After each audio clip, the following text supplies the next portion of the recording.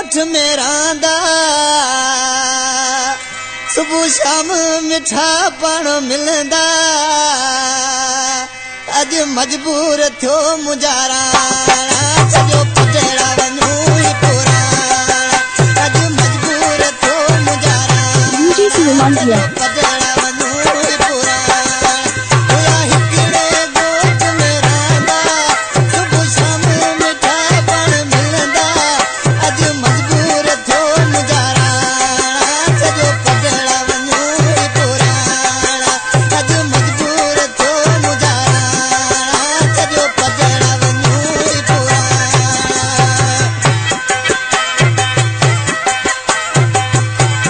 सुलेमान कया गाम गए हते मानपुरा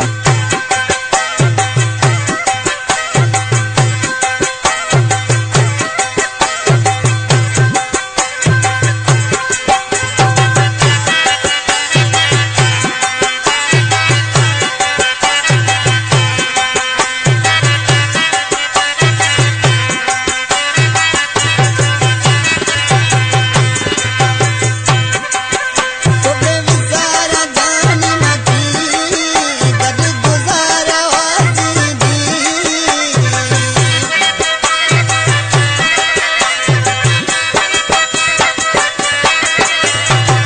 तोखे विसारा जान न थी गॾु गुज़ारा वाजिबी रण नेण तोला निमाणा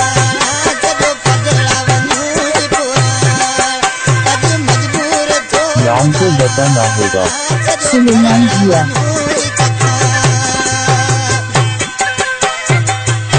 खास करे फरमाशा गोठ पीर जे तरखा शायर अता मोहम्मद रहीमी जे भा अकबर अली रहीमी जी फरमाशा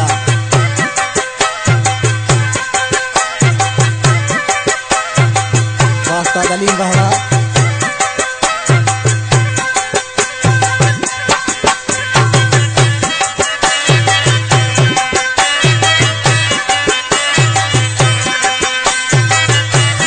डीजे सुलेमान जिया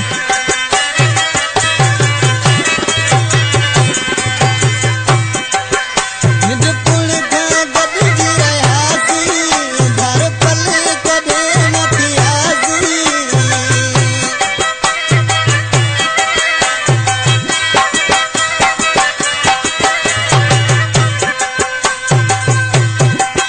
निज पुल खां गॾिजी रहियासीं दर पल कॾहिं न थियासीं ई किस्मत लेख लिखी डीजे सुलेमान जिया सॼो पटेड़ा वञूं ई पुराणा अज मजबूर थियो मुजारा सॼो पटेड़ा वञूं ई पुराणा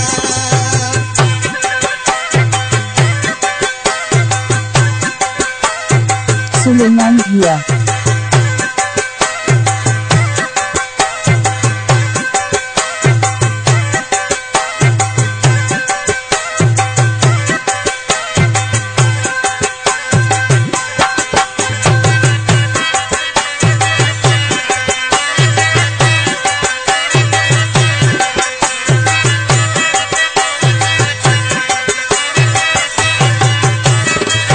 देशी मोबाइल सुलेमान जिया इन कलाम जो शायर गोठ पीर जे तरखा अता मोहम्मद रहीमो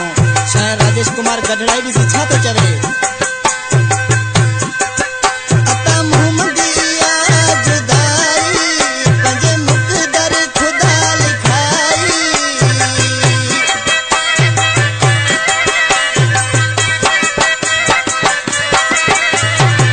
अता मोहम्मदिया जुदाई